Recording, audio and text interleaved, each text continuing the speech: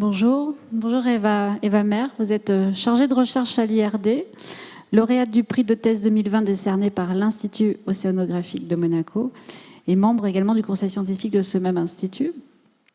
Bonjour. À vos côtés, bonjour, Sylvain Antoniotti, vous êtes vice-président en charge de l'IDEX, donc l'initiative d'excellence de l'Université Côte d'Azur et directeur de recherche au CNRS.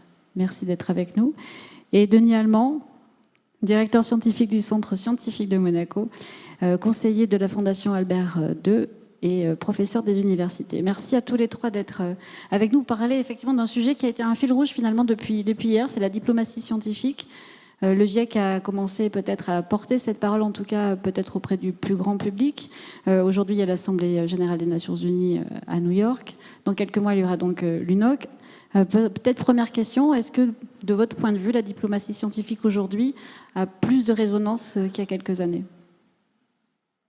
Allez-y, Sylvain. Merci, je démarre. Bonjour à toutes et à tous. Est-ce qu'elle a plus de résonance? Je pense que du point de vue des scientifiques, elle n'en a pas encore assez. Mais on peut quand même constater que c'est quelque chose dont on parle aujourd'hui et dont on ne parlait pas tant que ça auparavant et qui est amené, à mon avis, à prendre plus d'importance. Si vous voulez, on pourrait élaborer à ce sujet pendant les 40 minutes que nous avons ensemble. Je suis en face du chrono. Donc... Vous êtes le maître du temps. Je voyais, Denis Allemand, vous hochiez... Vous opiniez du chef, donc ça veut dire que vous êtes d'accord, du point de vue scientifique, c'est pas suffisant. Alors c'est certain que du point de vue scientifique, il y a encore beaucoup de manques. Ce qu'il faut quand même voir, c'est qu'on parle beaucoup aujourd'hui de diplomatie scientifique depuis une vingtaine d'années, mais finalement cette diplomatie scientifique a toujours existé. Quand il y a eu les grandes expéditions au temps des Lumières, quand Napoléon est allé en Égypte, il y avait des volontés scientifiques et géopolitiques. Donc c'est quand même quelque chose qui a toujours existé. Mais c'est vrai qu'aujourd'hui, avec les enjeux à la fois environnementaux, on vient d'entendre tout à l'heure les problèmes de CO2, de santé, on l'a vu avec le Covid, le scientifique doit jouer un rôle majeur dans les interactions avec son propre État et avec les autres États. On reviendra peut-être sur ce point d'ailleurs, sur le rôle des États. Mais je voudrais entendre Eva Mer sur ce sujet. La diplomatie scientifique, on peut encore mieux faire. Je rejoins parfaitement en fait ce qui a été dit. Effectivement, je pense que le métier de scientifique a évolué. On le voit moins comme, si je peux me permettre, quelqu'un qui travaille un peu comme un rat de laboratoire ou un scientifique dans sa tour d'ivoire. Je pense que maintenant, il a beaucoup plus volonté à partager. C'est aussi dans nos missions et je pense qu'il y a un vrai tournant aussi des... Alors, c'est pas forcément que générationnel, mais en tout cas, on voit les jeunes chercheurs. Alors, la recherche est plurielle, elle ne se fait pas que d'une manière, mais en tout cas, il y a une vraie volonté à engager la sphère publique et à engager d'autant plus avec le monde des finances, les entreprises et les politiques. Ça aussi, on reviendra parce que la table ronde précédente était très intéressante de ce point de vue de mettre en corrélation l'investissement avec les innovations. Sylvain Antoniotti, vous étiez à la dernière COP. Pareil sur ce même sujet, est-ce que ça vous permet peut-être, entre scientifiques aussi, de partager davantage la connaissance et d'être aussi mieux écoutés? Des États prioritairement. Bon, on va essayer de faire court sur ce sujet-là, parce que c'est quand même, il y a beaucoup de choses à dire. Pour revenir sur un peu l'aspect de la définition de la diplomatie scientifique et ce qui a été dit par mon voisin Denis Allemand, on connaissait la coopération scientifique. C'était une des activités diplomatiques entre les États. Parfois, l'activité scientifique même était la seule chose qui subsistait entre les États dans des relations un peu difficiles, et on en a encore des exemples à l'heure actuelle. La nouveauté, c'est qu'on doit maintenant adresser des enjeux globaux qui sont complexes et qui ont des composantes scientifiques et techniques qui nécessitent l'apport des scientifiques en direct auprès des décideurs. Et c'est pour ça un petit peu qu'il y a ce développement un peu plus du concept, et vous nous avez invités à parler sur le thème de la diplomatie scientifique, ce qui est pour moi l'exemple de cette appétence que maintenant nous avons pour le sujet. Pour votre question concernant la COP, ce n'est pas une manifestation scientifique. En fait, ce ne sont pas des scientifiques qui se réunissent, ce sont des négociateurs. La chance que nous avons depuis 3 ans, et on rentre dans la 4e année à l'Université Côte d'Azur, c'est d'avoir ce statut d'organisation observatrice, ce qui nous donne accès à ce qu'on appelle la zone bleue. La zone bleue, c'est la zone dans laquelle les négociations ont lieu. Ça veut dire qu'effectivement, nous participons à beaucoup de panels et d'activités de nature scientifique qui ont pour but de diffuser de la connaissance. Et nous serons très présents à Bakou au mois de novembre, si vous voulez, on en parlera aussi. Et on parlera aussi de considérations sur le choix des États. Mais nous avons aussi la capacité d'assister aux échanges et d'être vraiment au cœur du processus. Les COP, qui laissent toujours un petit goût d'inachevé, sont des organisations où des pays vont statuer sur des déclarations par le système du consensus. On sait que parfois on a du mal à trouver un consensus à 3. Là, il y a à peu près 200 pays qui doivent trouver un consensus sur des sujets extrêmement complexes. Donc on en reparlera, j'ai beaucoup parlé, mais on parlera aussi de multilatéralisme à un certain moment, je pense. Denis Allemand, quand on est au Centre scientifique de Monaco, on connaît la volonté, la politique environnementale du prince souverain. Est-ce que finalement ça vous permet aussi d'être mieux entendu, mieux écouté et d'avoir un peu un rôle finalement de lien avec d'autres États? Alors c'est vrai que Monaco est un peu un cas particulier qui montre aussi d'ailleurs que cette diplomatie scientifique permet même à des tout petits pays, 2 km², à avoir une voix importante. Ça, c'est quand même quelque chose à avoir en tête. Alors, on parlait de la COP, effectivement, au centre scientifique, que ce soit les biologistes ou notre économiste de l'environnement, on y participe à peu près depuis la COP de Paris. Et c'est vrai que depuis ces dernières années, on voit de plus en plus de scientifiques présents. Et effectivement, c'est très important d'être dans la zone de négociation parce que les négociateurs sont là, il y a des manifestations scientifiques avec des discussions et ça permet réellement un échange rapide entre les négociateurs et les scientifiques. Effectivement, ce n'est pas une réunion scientifique, ce n'est pas un congrès scientifique, mais c'est un moyen d'échange, de transfert rapide des connaissances. Les connaissances, on en accumule énormément. Il faut arriver à passer ces connaissances au niveau politique. Ce n'est pas toujours facile et les COP sont un des moyens pour le faire. Eva ? Oui, alors j'aimerais peut-être revenir sur une distinction, puisqu'on a mentionné beaucoup d'acronymes et peut-être que tout le monde n'est pas forcément à l'aise avec ça. Donc voilà, il y a la COP, c'est la conférence des parties où les États vont négocier de manière annuelle le savoir scientifique, où est-ce qu'on veut faire des progrès en termes de biodiversité, climat et autres thématiques. Et en parallèle de ça, il y a des groupes d'experts intergouvernementaux scientifiques, donc le GIEC pour le climat et l'IPBES pour la biodiversité. Voilà, il y a des acronymes français et anglais. Et en tout cas, voilà, il y a les groupes d'experts qui sont là, qui synthétisent les connaissances actuelles et qui finalement essaient d'apporter aux politiques quel est l'état des connaissances, vers quel chemin, qu'est-ce qu'on devrait faire, qu'est-ce qui marche, qu'est-ce qui ne marche pas. Alors maintenant, en plus, on a quand même assez d'années de recul pour quand même tirer des solutions. Et aussi peut-être tirer des sonnettes d'alarme sur des sujets qui ne sont pas encore connus. Donc pour faire le lien avec les sujets d'hier, la pêche profonde, l'exploitation minière des fonds marins, etc. Et après, ces sujets sont amenés, mais je pense qu'il y a encore, à la COP, pardon, et je pense qu'il y a encore un vrai décalage entre les savoirs scientifiques qui sont créés par ces groupes d'experts et finalement la volonté et des États membres à négocier et à s'engager sur ces sujets. Sur le thème de la recherche, les politiques de recherche des États, on entend souvent, pas souvent parler, mais en tout cas quand il y a les votes des budgets, on dit finalement la recherche, on ne donne pas assez. Est-ce que de votre point de vue, quelle doit être une politique de recherche des États, étant donné, est-ce qu'il faudrait orienter sur certains sujets plus particulièrement, étant donné les défis qui nous attendent? Et comment peut-être demander à avoir plus de budget, même si c'est vrai que Rémi Parmentier disait hier, il y a de l'argent, mais en fait il faut peut-être réorienter ce que l'on a déjà vers des solutions qui sont bonnes pour l'environnement et enlever de ce qui finance finalement des solutions qui détruisent l'environnement. Oui, c'est vraiment qu'on parle du financement de la recherche, là, dans les 27 minutes qui nous restent, parce que c'est un sujet important et je pense que ce qui est surtout, ce qui sera utile, c'est de favoriser une recherche de risque, une recherche en rupture, pas favoriser des recherches incrémentales. Donc là, on a effectivement des besoins qui sont clairs. Ce que nous avons expérimenté dans notre université, c'est d'appuyer les recherches interdisciplinaires.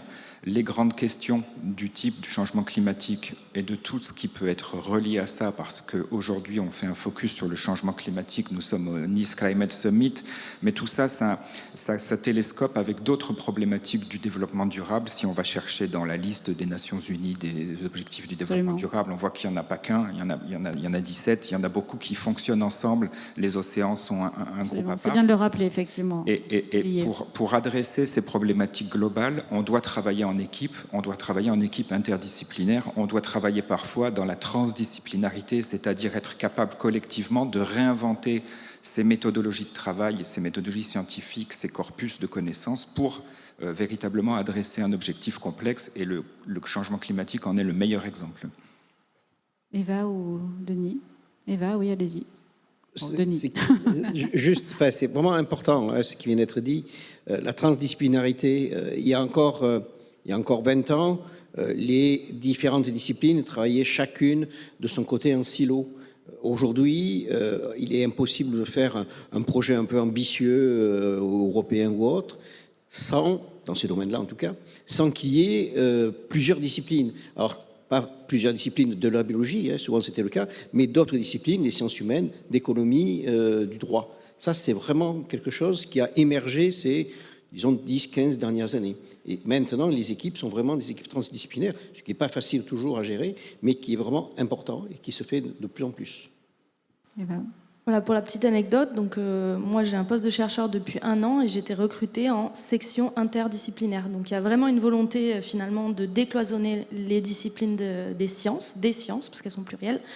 Mais je pense que pour pousser aussi, il faut décloisonner les acteurs en lien avec les objectifs de développement durable, donc mettre autour de la table, que ce soit les scientifiques, la société civile, le monde des finances, les grandes entreprises, les politiques, les acteurs locaux, en tout cas, voilà, essayer de trouver un commun accord, parler le même langage, essayer de voir qu'est-ce qui bloque pas.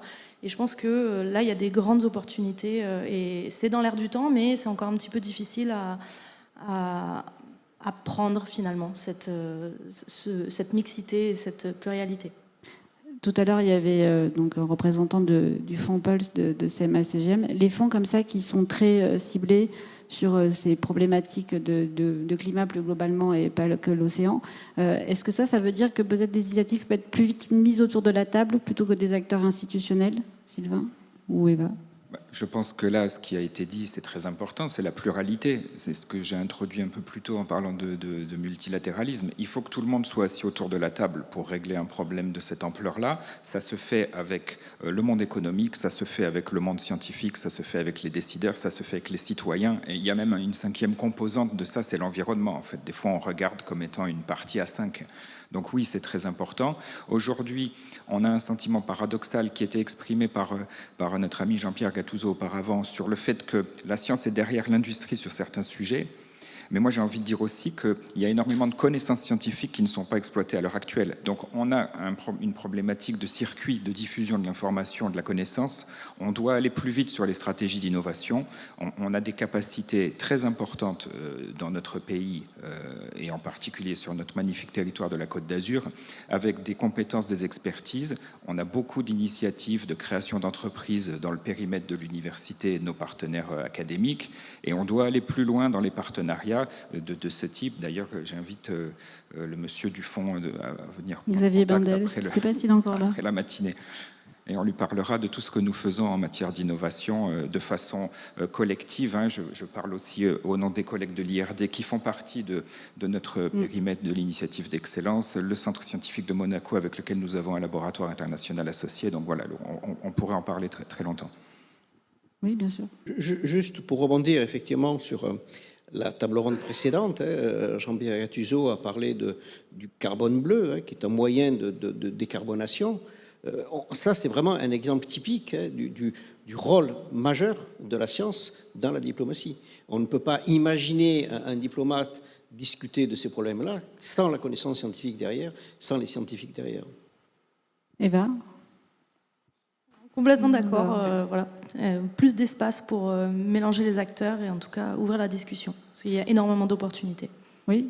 Ce qui était très important dans ce qui a été dit à nouveau, c'est de ne pas remplacer quelque chose de néfaste par quelque chose de pas mieux ou de pire. Là, on vient un peu dans la technique de l'analyse des impacts. Le carbone atmosphérique est un impact, mais il y en a d'autres.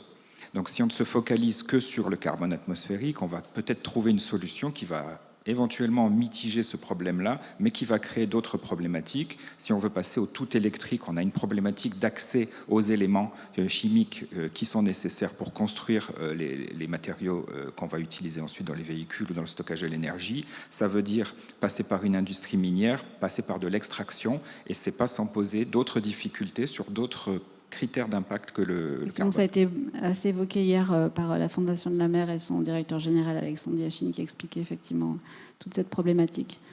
Peut-être aussi sur le sujet, c'est que finalement toutes les entreprises, on a beaucoup parlé, hein, ça a été aussi très évoqué sur différents sujets, les entreprises ont la volonté, savent aussi qu'elles doivent faire leur transition, mais parfois il y a le manque de compétences. On l'a évoqué hier avec la présidente directrice générale de Dalkia aussi, qui a invité les jeunes à aller sur des métiers... mais il y a aussi une certaine attractivité de ces métiers qui sont liés à l'environnement. Sur la formation continue, Sylvain Antoniotti, comment est-ce que l'IDEX est un outil pour ça? Les entreprises ont été associées dès le départ sur cette initiative d'excellence. Comment aussi les embarquer vraiment pour le coup et pas les laisser au bord du chemin ou sans savoir exactement comment faire? Oui, effectivement, il y a eu cette phase importante de relation avec le tissu socio-économique local qui était une des signatures de l'initiative d'excellence. Ouais. Mais vous connaissez très bien le sujet, mais on ne va pas peut-être trop aller dans ce domaine-là par rapport à notre auditoire aujourd'hui. Mais effectivement, on travaille avec les entreprises, soit individuellement, soit par les représentants de branches, de façon thématisée. Donc nous, on se déploie sur un certain nombre de grandes thématiques et on est en lien avec les entreprises sur ce secteur-là, à la fois sur des questions d'innovation, mais également sur les questions de formation, comme vous l'avez dit. Notre responsabilité en tant qu'université, par rapport à nos grandes missions de service public, que sont la formation, l'innovation, on en a parlé, la recherche, la diffusion de la culture scientifique. Sur la partie formation, il est important d'être en connexion avec les besoins du territoire ou les besoins au sens plus global, en trouvant le bon, je dirais, mélange entre compétences et connaissances. C'est-à-dire qu'on est sorti d'un modèle universitaire qui était le modèle de la connaissance, et donc le reproche qui était souvent fait, c'est bah oui, mais ensuite, qu'est-ce que vous savez faire réellement ? Ensuite, on est allé vers un modèle par compétences. Ça veut dire qu'effectivement, on peut répondre à un besoin d'une entreprise sur des compétences. Je pense que la bonne solution, elle se situe entre les deux, d'avoir un bon mariage entre compétences et connaissances pour avoir de l'employabilité, mais aussi la capacité d'évoluer par la suite dans sa carrière. Eva, quand on est lauréate du prix de thèse 2020, oui. Le rôle justement aussi de la formation, et puis peut-être après aussi de la nouvelle génération. Écoutez, moi déjà je suis ingénieure agronome de formation, hein, donc assez loin des océans. Et finalement, voilà, pour revenir un peu sur la formation par compétence ou par connaissance, typiquement je pense que ingénieur agronome c'est être un couteau suisse, hein, donc on apprend des choses, mais aussi on apprend à faire beaucoup de choses. On apprend à se former tout au long de notre vie et là, en étant, je pense que c'est ça aussi qu'on doit donner aux jeunes générations, c'est-à-dire un socle de connaissances, mais aussi la capacité de s'adapter, parce qu'aujourd'hui, on le voit, le monde change très vite, les besoins changent très vite, et donc on peut toujours se former tout au long de notre vie, mais à un moment, il faut un socle. Et donc, je pense que ça, c'est effectivement très important pour répondre aux besoins des grands enjeux de nos sociétés aujourd'hui. Et le fait que les universités essaient de maintenir la cadence, c'est essentiel. C'est très difficile, mais c'est essentiel. Denis Allemand, au Centre scientifique, vous travaillez avec des grandes entreprises. En effet, le Centre scientifique, c'est un petit CNRS, on est relativement peu nombreux, mais on est spécialisé dans différents domaines. Et notre petitesse, c'est aussi une force d'action et qui nous permet à la fois d'être en lien avec des politiques. Monaco est petit et donc on peut facilement accéder au plus haut niveau et en lien avec des industries. Et je pense qu'il ne faut pas se bloquer sur certaines industries. Des fois, on entend effectivement, cette industrie est là, on ne va pas venir. Au contraire, il faut essayer de convaincre ces industries avec des arguments. Alors, depuis quelques années, les Nations Unies ou différents organismes utilisent un terme qui est très important, c'est science-based evidence. Enfin, maintenant, on doit se baser sur les évidences de la science. Et ces évidences doivent aussi aider à convaincre les grandes industries de leur montrer que ce qu'ils font est néfaste. Et c'est très important aussi que les clients de ces grandes industries puissent aussi agir. Hier, on a accueilli Rose Aliman qui nous parlait de la pollution plastique et qui avait à peu près ce discours en disant qu'il y avait deux grandes industries qui étaient très, très polluantes, en tout cas notamment le textile. Et voilà, il y a ce côté un petit peu alerte. On sait que la cosmétique s'y est mise. Hein, mais voilà, il y a aussi l'idée du contenant et du contenu. Enfin voilà, le sujet est très très vaste. Et finalement, les entreprises viennent aussi chercher chez vous de la connaissance, comme quand vous les impliquez dans l'IDEX. Oui, absolument. Et là, vous parlez de transition. Je pense qu'il y a aussi des opportunités. C'est-à-dire qu'il ne faut pas voir que ces investissements ou ces transformations que des coûts qui vont faire augmenter. Je pense qu'il faut déplacer un petit peu le modèle. Vous avez évoqué la cosmétique. C'est un secteur que je connais bien avec celui de la parfumerie, puisque c'est mon champ disciplinaire à la base et mes recherches portent sur ces sujets-là. C'est une industrie qui, très tôt, est partie dans cette direction-là, parce que c'est une industrie qui ne peut pas se baser sur du bénéfice et du risque, comme dans la pharma.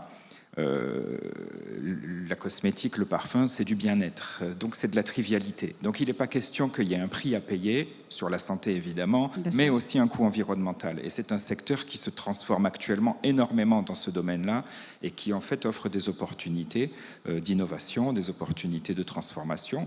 Et la transformation vers un modèle où on valorise différemment les coûts, c'est-à-dire que c'est quelque chose que nous avions évoqué un peu avant, c'est-à-dire que vous prenez les exemples des plastiques. Si on inclut dans le prix de revient du plastique tout son cycle de vie, incluant ce qui se passe après l'utilisation, alors on peut peut-être avoir la vraie valeur des choses. Il y a à l'heure actuelle des économistes qui planchent sur le sujet au niveau recherche pour pouvoir sortir des modèles de calcul véritablement des coûts en intégrant les coûts environnementaux. Je pense que je ne vais pas prendre la place de Denis Lamant pour parler des herbiers de Posidonie, mais il y a des travaux qui mettent en avant une valeur au mètre carré de l'herbier par rapport au service rendu. Ce qu'on appelle les services écosystémiques. Effectivement, c'est quelque chose qui est très important maintenant. Je voulais juste rebondir sur la cosmétique par rapport à la question que vous m'avez posée précédemment. On a travaillé dans le passé avec une grande boîte de cosmétiques qui voulait tester l'impact des crèmes solaires sur les récifs coralliens. Et là, c'est vrai que c'est un exemple intéressant, parce que pourquoi sont-ils venus vers nous?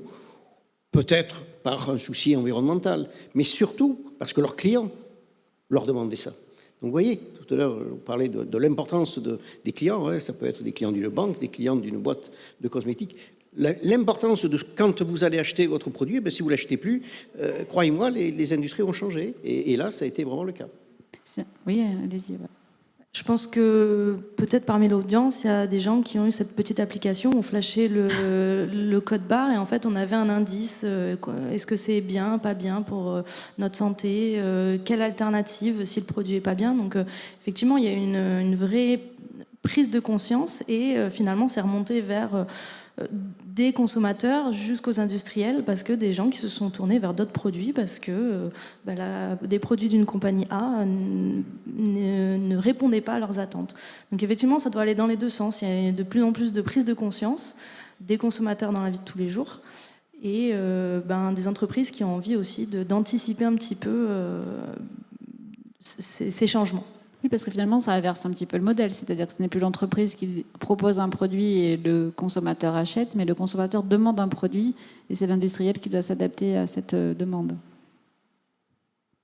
Il ne demande pas un produit, il demande un profil de produit, je dirais, des propriétés. Donc la performance, par exemple, doit rester. Oui, c'est-à-dire qu'on ne dégrade pas la performance pour verdir quelque chose. La performance doit rester, le modèle économique doit être viable et effectivement, on répond aux attentes des consommateurs sur ces aspects-là de façon globale. On pourrait en donner des exemples. Tout ça me fait penser aussi à la jeune génération. On peut en dire un mot, ils ont quand même des attentes extrêmement élevées et précises sur ce sujet-là de façon globale, pas que sur la question des cosmétiques sur laquelle on vient de passer 5 minutes. Vous évoquiez ma participation à la COP l'an passé. Oui. Jusque-là, je pensais que j'étais encore relativement jeune. En fin de compte, en allant à la COP et en étant dans un véritable événement planétaire dans lequel quasiment l'intégralité des États étaient représentés, je me suis rendu compte finalement de la moyenne d'âge de la population mondiale. On le sait intuitivement, mais quand on le constate, effectivement, on est frappé. Les jeunes générations sont beaucoup plus exigeants que la mienne sur ces sujets environnementaux. On voit des mouvements de jeunes diplômés qui refusent des postes dans des entreprises qui n'auraient pas, selon leurs critères, des actions ou un profil qui correspondent à leurs attentes. Donc c'est quelque chose qui est important, c'est quelque chose dont les entreprises déjà s'inspirent et doivent continuer à s'inspirer parce que ce sera aussi leur attractivité qui sera en jeu à ce niveau-là. C'est pas que dans la relation avec le client, c'est aussi dans la relation avec les collaborateurs. Ça, c'est vrai que c'est déjà un mouvement que l'on remarque. Peut-être, Eva, sur ce sujet jeune génération, vous la représentez aussi. Lourd fardeau non. Faut aussi rappeler que de toute manière, les changements qu'on vit à l'heure actuelle, 2030, 2050, la plupart on va tous les connaître, hein, même les gens aujourd'hui, les élus, les politiques, c'est demain, 2030, 2050. Donc déjà, ils devraient aussi se sentir un petit peu plus concernés. Mais finalement, la jeune génération, ils vont être confrontés à ces changements une plus grande partie de leur vie. Donc effectivement, il y a une volonté de s'engager beaucoup plus et aujourd'hui de faire une activité professionnelle ou en tout cas trouver une activité qui reflète beaucoup plus leurs convictions et changer de travail plusieurs fois dans une vie. Je pense que c'est quelque chose qui maintenant est commun voilà, et ne fait plus peur aux jeunes générations. Et c'est très bien d'ailleurs, puisque le monde va vite, donc pourquoi pas nous aussi. Denis, la jeune génération, elles viennent au centre scientifique ? Ah oui, le centre scientifique est jeune. Voilà, c'est moi qui suis le plus vieux. Oui, non, c'est certain que les jeunes ont un pouvoir énorme. Je le vois avec mes enfants qui refusent réellement certaines choses.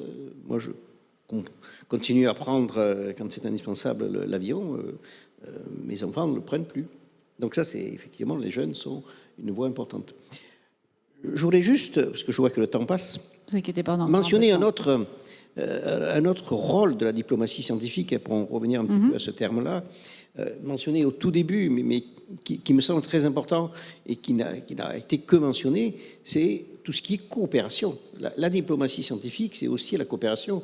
Je pense par exemple au CERN, je pense au laboratoire de biologie moléculaire européen. C'est ça aussi la diplomatie scientifique, c'est quand même permettre aux chercheurs de travailler ensemble. La diplomatie scientifique, c'est la science pour la diplomatie, c'est surtout ce dont on vient de parler, mais c'est aussi la diplomatie pour la science. Et ça, c'est aussi très important. Favoriser cette coopération internationale, aujourd'hui, c'est majeur. Hier, j'étais avec un nouveau commissaire français qui vient d'être nommé pour, justement, au niveau international, c'est un ambassadeur, son rôle va être entre le ministère des Relations extérieures et le ministère de la Recherche, va être de faire en sorte que le concept français de la science, une science ouverte, non genrée, avec des bonnes pratiques, puisse être la ligne de base des autres pays. Donc tout ça, c'est vraiment important. Et puis, vous l'avez juste mentionné à un moment, cette coopération scientifique, c'est aussi permettre à des pays qui ne se parlent plus de pouvoir continuer à avoir une action. N'oublions pas qu'actuellement dans l'espace, il y a des Russes et des Américains ensemble. L'Université Côte d'Azur travaille avec d'autres universités, pas forcément sur des IDEX communs, mais en tout cas sur des liens. Oui, alors en tant qu'université, on a des accords avec des centaines d'universités dans le cadre des programmes de mobilité de nos étudiants. Ça, c'est quelque chose, je dirais, que l'on faisait déjà depuis longtemps. Ce que l'on a accentué dernièrement, sous l'impulsion de l'initiative d'excellence, c'est cette notion de visibilité internationale en allant chercher des partenariats spécifiques. Alors, nous sommes impliqués au sein de l'Alliance des universités U7+, qui est le pendant du G7 pour les universités, avec les pays du G7, mais également le plus, c'est d'autres pays qu'on appelle des pays du Sud avec lesquels nous avons des partenariats également. Dans le cadre de cette alliance, nous nous intéressons à 3 sujets, bientôt 4, qui sont des sujets de diplomatie scientifique. Évidemment, le changement climatique, vous ne serez pas surpris. On travaille avec l'Université de Cambridge spécifiquement pour proposer des contenus sur la prochaine COP. Nous travaillons sur le sujet de la paix et du développement parce que la paix et le développement sont des préalables indispensables à ensuite l'élaboration collective de solutions sur le changement climatique. Et nous travaillons sur l'accès à l'éducation supérieure, à l'enseignement supérieur, qui passe aussi, qui est un passage nécessaire pour avoir des futurs jeunes citoyens puis décideurs qui soient formés. On a parlé de la formation tout au long de la vie, la formation initiale. On forme également en formation continue avec la création très récemment d'un diplôme d'universitaire droit et métier de la diplomatie qui permet d'aller toujours un peu plus loin. Il y a des temps forts où on peut échanger avec les décideurs. On en a parlé, c'est le moment de la COP ou d'autres moments dans l'organisation tout au long de l'année de la COP. Il y a aussi des activités à Bonn de préparation, mais il y a aussi la capacité que nous avons de former en continu les professionnels pour leur amener plus de bagages sur les problématiques scientifiques et techniques qu'ils doivent ensuite traiter dans leur activité. Quand on a une expérience dans un pays étranger, qu'on revient en France, on le voit ça dans le... Vous étiez en Angleterre, je crois? Oui, je pense que de toute manière, dans la sphère scientifique internationale, il y a de plus en plus de volonté de monter des projets de toute manière avec plusieurs États. On doit avoir des collaborateurs de différents pays. On ne va pas aller faire notre recherche dans notre petit coin, etc. Donc ça, c'est une constante. Et après, il y a aussi certains instituts, au-delà des universités, avec des partenariats privilégiés. Voilà, moi je vais parler aussi pour ma paroisse, mais je suis de l'Institut de recherche pour le développement, donc forcément c'est un des instituts de recherche français qui développe ses recherches avec les Suds. Donc moi pour ma part c'est plutôt l'océan Indien et la côte est africaine, mais voilà, forcément il y a énormément de volonté et la France je pense est aussi leader là-dessus. Sur les coopérations internationales et on est de plus en plus poussé à monter des projets, en tout cas faire une science plurielle avec différentes nationalités autour de la table. Et c'est complètement cohérent avec le sujet. Avec le sujet, effectivement. Sylvain, tout à l'heure, vous évoquiez Bakou. Vous voudriez revenir sur ce sujet-là? Oui. Donc l'an passé, c'était à Dubaï. Dubaï, ce sont les Émirats arabes unis. C'est une économie qui s'est basée beaucoup et qui se base encore sur le pétrole. Donc évidemment, objection. Que faire? Donc nous travaillons avec un groupe élargi au sein de l'université de contributeurs. Donc on a pesé le pour et le contre. Quand on arrive à avoir le statut d'organisation observatrice à la COP, on essaye de le garder. Donc une des premières motivations, c'était de ne pas laisser une chaise vide et de risquer ensuite de ne plus pouvoir participer. La seconde grande raison, c'est qu'en réalité, tout d'abord, la sélection des États qui accueillent la COP, elle est faite selon des répartitions par grandes zones géographiques et ça fait partie du cycle des nations. Donc on ne peut pas dire cette fois j'y vais pas parce que j'aime pas trop ce pays-là. La solution, elle passe par le fait du dialogue multilatéral, c'est-à-dire que tout le monde soit assis autour de la table pour pouvoir trouver un accord qui fonctionne. Et le troisième élément, c'est que c'est aussi en allant chercher l'argumentation peut-être contre, qu'on peut faire émerger des bonnes solutions. Si on se met que entre gens d'accord, là on est 3 représentants académiques, je pense que jusque-là on a été relativement d'accord. On n'a pas été trop polémique. Donc, c'est des discussions faciles. Aller chercher la difficulté pour trouver des solutions, c'est aussi l'intérêt de cela. Donc, tout ça pour dire que ce sera à Bakou cette année. ça pose d'autres considérations, effectivement, par rapport à un certain nombre d'activités de cet État et de son amitié ou de son inimitié avec l'État français. Néanmoins, même stratégie, donc probablement même approche. Ce que nous avons créé depuis l'an dernier, un petit peu en réaction à ça, c'est une série d'événements sur la Côte d'Azur que nous appelons la COP Miroir. Donc je vous invite à vous connecter à notre site internet et d'aller voir, ça s'appelle En route vers la COP, des conférences, des ciné-débats, des événements. Et spécifiquement pendant la période de présence sur la COP, nous avions mis ça en place l'an passé, la possibilité de choisir à quels side events nous allons participer, c'est-à-dire les événements sur les pavillons des différents États ou des organisations, pour lesquels on fait ensuite un petit résumé pour que chacun puisse en fait avoir un peu le sentiment d'avoir participé, et également de pouvoir faire quelques captures, alors pas au niveau professionnel que nous avons aujourd'hui avec nos amis de la technique, mais on essaye effectivement de faire un peu de streaming sur la COP de l'intérieur. Peut-être une dernière question rapidement. Les accords de Nice seront signés normalement ils seront signés dans 9 mois ici. Qu'est-ce que vous pouvez en attendre chacun?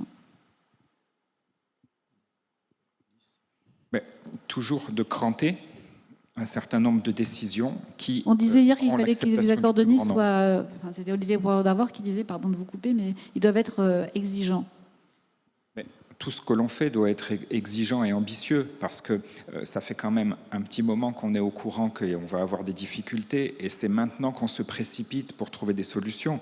Si on remonte sur les premières COP, en fin de compte, les conclusions étaient déjà là, elles étaient déjà alarmantes. Absolument. Pendant trop longtemps, on a considéré que cette problématique environnementale, c'était quelque chose pour la verdure, les petits oiseaux. Mais non, c'est l'habitat de l'humain dont il est question. La planète était là bien avant nous, elle sera là bien après nous. On parle de l'habitat humain. Voilà. Denis, puis Eva pour terminer. Non, tout à fait. Souvent, enfin, je fais une digression. Change du climat sur la biodiversité. On s'inquiète beaucoup de la disparition de cette biodiversité. C'est effectivement très important. Mais finalement, si la biodiversité disparaissait demain, ça va être très grave ce que je vais dire. C'est pas très grave. Parce que dans 3 millions d'années, elle sera renouvelée. Par contre, l'humain qui dépend de cette biodiversité, lui, aura disparu. Donc, effectivement, quand on s'intéresse à tous ces problèmes-là, c'est pas juste pour les petites fleurs ou les petits oiseaux, c'est pour le devenir de lui-même. Complètement, on sait qu'on est hors trajectoire pour le 1,5 degré, le 2 degrés est atteignable, on sait que les accords doivent être contraignants mais ambitieux. Sinon, les conséquences à court terme et le prix à payer va être beaucoup plus lourd pour nous présents ici et à court terme, pas nos enfants, nos petits-enfants. C'est déjà là pour nous. 2050, c'est demain, donc j'espère qu'ils seront à la hauteur. Merci à tous les trois, c'est passionnant et un sujet dont on pourrait parler encore pendant très longtemps. Merci et on va rêver un petit peu maintenant avec les planètes océans et ce sera animé par Ludovic de Sauté.